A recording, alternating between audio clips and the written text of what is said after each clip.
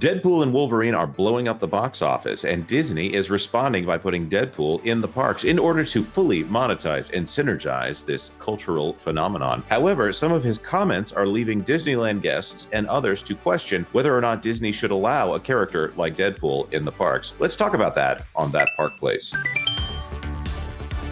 Hello, I am Jonas J. Campbell, an investigative reporter for That Park Place, and here with me is a man with full mutant regeneration, Mr. VashSky. Vash, are you feeling well today? I think I'm feeling well. Yes, I think the cancer in my body is being washed away as soon as it appears, or I think that was a line from Deadpool 1. You know what? This doesn't quite work, but you know what does work? Chimichangas in place of some pistols. So yeah, that works.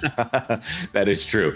They have made some changes to Deadpool in order to put him in the parks. But let's first talk about why they're putting him in the parks. Deadpool and Wolverine is still breaking records here. Best R-rated non-preview Thursday here. This by Anthony D'Alessandro from Deadline. I just want to confirm to everyone who says that we don't talk about Disney's wins.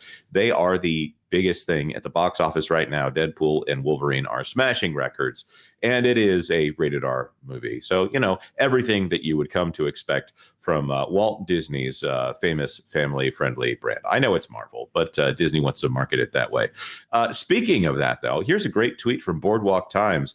Disney's chief brand officer, Asad Ayaz, revealed that some early Deadpool and Wolverine marketing posters had Mickey Mouse ears involved, and those posters were scrapped. Well, I'm glad to hear there is some kind of standard for the Walt Disney Company here. Asad Ayaz is also an excellent branding person because you know what, this would have been chief marketing officer at some point, but that doesn't sound as cool as chief brand officer. So good on him for probably picking his own title at the Walt Disney Company.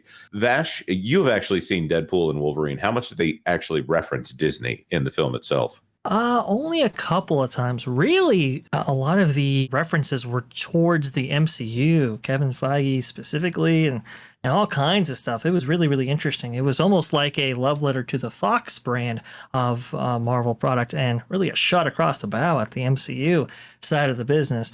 Very, very fascinating how they kind of walk that line there. And I would say that if it's in an R-rated film that kids are not going to watch, it's probably fine for Marvel to have a character like this on a certain standpoint. But Deadpool is obviously coming to the Disney parks. Vash, introduce people to the concept of Deadpool coming into Disney here for us. Absolutely, 100%. So starting July 26th at Disneyland and July 24th at Disneyland Paris, it was announced on July 23rd that Deadpool would be making appearances in the parks. Now, this was fascinating at the time because it was like, whoa, we've never really had a character like this be featured at the parks. You know, I would have never thought, for example, that somebody like the Punisher would be featured at the parks. And yet here we have Deadpool. And they started out with a whole bunch of still photos of him at various locations and so forth. You can kind of see some of those now.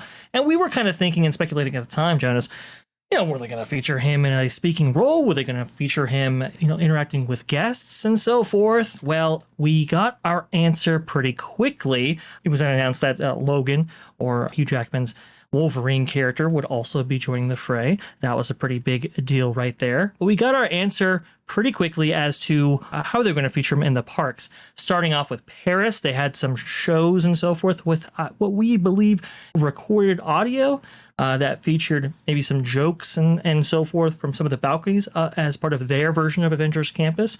It was also kind of funny because I made that joke in the introduction of this video for a reason. You know, classic Disney. They have one of the most foul-mouthed characters in all of cinema history featured at a family fun park like Disneyland or Disneyland Paris. And we're going to have him, you know, dressed to the nine in terms of not just his costume, but his weaponry, dual katanas on the back there. But we're going to draw the line there at his pistols on his side. So they have made him more park friendly by subbing out his handguns. In the case of Disneyland Paris, with baguettes, and in the case of more stateside at Disney California Adventure, chimichangas was the sub of choice there. That I thought was very interesting. Also, to note, just want to point out as well, they did do a special chimichanga at Rancho del Zocalo in honor of Deadpool. So that was very interesting. Oh, go It's ahead. so funny to me because they say that certain things are, it's totally fine for kids. They hear about this at school. Totally fine in that instance. But of course, kids are completely unaware of handguns. That's something that no child would ever expect to see a superhero character wear at a Disney park. Yeah, that's over the line. This is going to come into the conversation we have, as any of you who have joined from Twitter are going to know where I'm going with this. Oh, yeah. So I think everybody knows where we're going. And to be honest, Jonas, when we've heard about the character actually having a speaking role in the parks, I think we know where it was going as well, at least eventually. But they announced Storytime with Deadpool that was going to be premiering in the queue for the Hyperion Theater. Not the Hyperion Theater itself, the queue for it. Interesting to note. And he was going to star along with Logan, in which to make that possible. And I think the joke started out pretty good and pretty safe, relatively speaking. My jokes are not outdated. They are hilarious and modern and unending, just like Splash Mountain.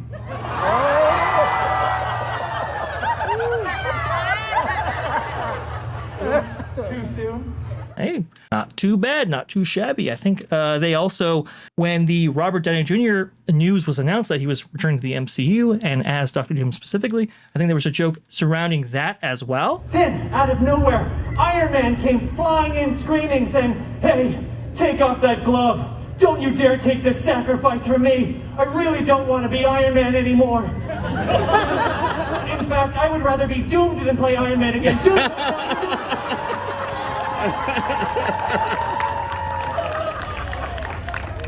Pretty good. Not too bad. Things started going off the rails just a little bit. So I'm going to play this video a little bit right here. No audio. You can see he's riding his unicorn to make his appearances in the parks. And people are like, oh, that's kind of cool. That's kind of funny. But Jonas, do you remember Deadpool 1 and his association with his unicorn? I don't actually remember that part of Deadpool 1. There was I watched that mostly to understand just how bad it was, and I was convinced of it, and didn't watch the rest of them. So go ahead and as carefully as possible, let us know. Oh, well, let's just say there is a scene in Deadpool 1 in which he treats his doll unicorn in a very suggestive manner. I'll put it that way. Okay. All right. And it was just kind of weird that he would be included in this way. Now, but then go ahead. The innuendos got more on the money. Why don't you go ahead and take it from here, Jonas? Right. So in order to talk about this is the kind of thing where if you've watched the movie, you can see the unicorn and you're not offering any additional information to kids here. So it is a joke that if you understand what they're going for, if you've seen the movie, you would see why there might be some kind of humor there. Now, I don't want to be the humor police here because that's not what we're intending to do with this discussion. But we're going to talk about where they did end up going with this at the parks. Here, let's talk about this one. Disneyland features Deadpool making lewd jokes, including one about Iron Man on the gay hookup app Grindr. This from John Trent at that park place. In the wake of Deadpool and Wolverine arriving in theaters, the Walt Disney Company had a cast member dressed as Deadpool walking around Disneyland making inappropriate jokes, including one about Iron Man on Grindr. This is my tweet. Deadpool's now at Disneyland Resort making jokes about Tony Stark. Let's just go ahead and play it. Here's Deadpool. What do we have here? Wow, we got the Disney Parks app, we got Instagram, TikTok, Tinder, Grindr. Wow, Mr. Stark, I love your new profile picture. All right, so the indication here is that whatever this device is can log into the Disney Parks app, and TikTok, which is filthy anyways because it's TikTok, Instagram, Tinder, which means it's got a hookup app on it, and Grindr, which is the gay hookup app. Now, the other thing that I will add that they're confirming that Tony Stark is on Grindr, which would indicate that Tony Stark, who is married in the MCU and has a child in the MCU, that he probably shouldn't be on Tinder, but there might be some reasons why he would have had the app in the past. The joke here, if I'm explaining humor because so many people have lost their ability to comprehend simple humor here, the joke is that Tony Stark is gay and is looking for hookups while he's a married man. So, and I say that because there are so many people that are coming after me specifically trying to say that, oh, if he was on Tinder, you wouldn't have a problem with it. No, this is Disneyland. This is supposed to be a place that celebrates childhood innocence and also the hard facts that founded America, as we often like to point out here. But it's supposed to be Disneyland. This is advertised as a family-friendly version of the character by especially that Hyperion listing.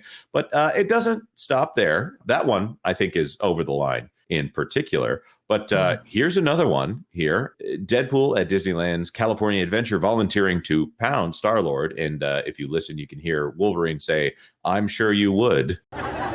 Peter, what's up, bro? Star-Lord. Trust me, pal, you don't want this. I'll pound you.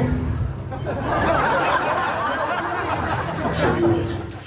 You know, what's funny is the people who are saying that it's the gay thing that's the problem. I don't know that it's the gay thing that's the problem, other than Deadpool wouldn't be making the joke, because if it was a female character, I think we would all agree that's over the line for a kid's park. But here we are. Also, there's some jokes that supposedly would fly over a kid's head. Hopefully they would fly over a kid's head about, well, I'll just let you... Bully, we should be roommates. Yeah. And so they were roommates. Little Red was the top bunk, and Wolvie was obviously the bottom. And they lived happily ever after. Yeah, and these aren't the only videos we've seen of this. You know, there's an argument to be made that if the jokes are going over a kid's head, then it's fine, it's fine. And there have always been in movies jokes that would fly over a kid's head. I've heard the comparison to Jessica Rabbit being in the parks. Well, that was fine, but this is different. Yes, this is different because Jessica Rabbit was a ooh-wah-wee, wah-wah-wowie, and could just be seen as, oh, she's pretty and guys like her, as opposed to giving additional information to kids or asking, why is everyone laughing, Dad? And the I'll tell you when you're older bit only goes so far. But maybe I'm overreacting here. Everyone calls me a prude, which is funny. If you're a dude calling me a prude, I think that you've given up your man card there myself. But Vash, why don't you offer some non-Jonas Campbell opinions here? What are your thoughts on this whole situation? Well, I've been torn from the very beginning about this. On the one hand, it's like, okay, well, is there a way we can incorporate a character like this and make it safe for the parks? I think we could. And honestly, I think when you're talking about the company or when you're talking about Splash Mountain, for example, it's like, okay, well, yeah, that's fair game. And Park Pacific, okay, got it. But when you start introducing these ideas, like I said, it's supposed to be escapist entertainment, right? It's supposed to be removed from the real world. And so when you introduce something like this that takes you out so profoundly, I think people have a very visceral reaction, especially with the subject matter placed. And here's the thing. I've heard members of the LGBTQ community actually come out and say, hey, look, we don't like being the end of the joke, yes. Right, exactly. And so it's like, even from their perspective, they have problems with it, and I think rightfully so. But from a parent's perspective, I mean, I think Lou has said it before. People would want to necessarily introduce their kids to this at a certain time. And when you're introducing jokes like this, especially to an unsuspecting audience or a audience who might be suspecting that these things might be tamed down for the parks themselves, well, then you're necessarily stripping them of that ability to do so. So I'd have a problem with She-Hulk if she was included in here and she started, I don't know, twerking, for example. I mean, I think that would be, I would look at that with the same disdain that I do with some of these jokes right here.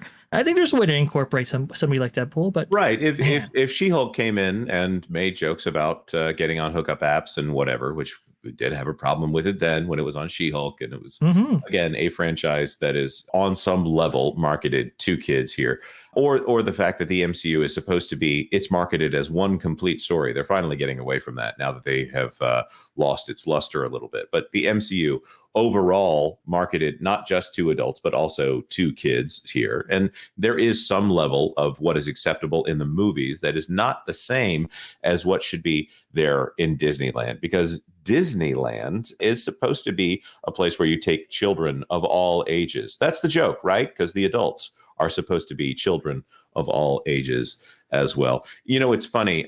There are people who always emphasize that they are not offended by language in any way, but, you know, they think they should cool it down. I'm not offended by the Deadpool jokes. I know what you're all thinking. Whose ears did I have to wear to get my very own show at Disney? Well, it took a lot of begging, and I spent a lot of time on my knees begging to get into this park. I just think it is completely inappropriate to do something like that in front of kids, or to put parents in the position where they don't know if the next joke is going to be worse.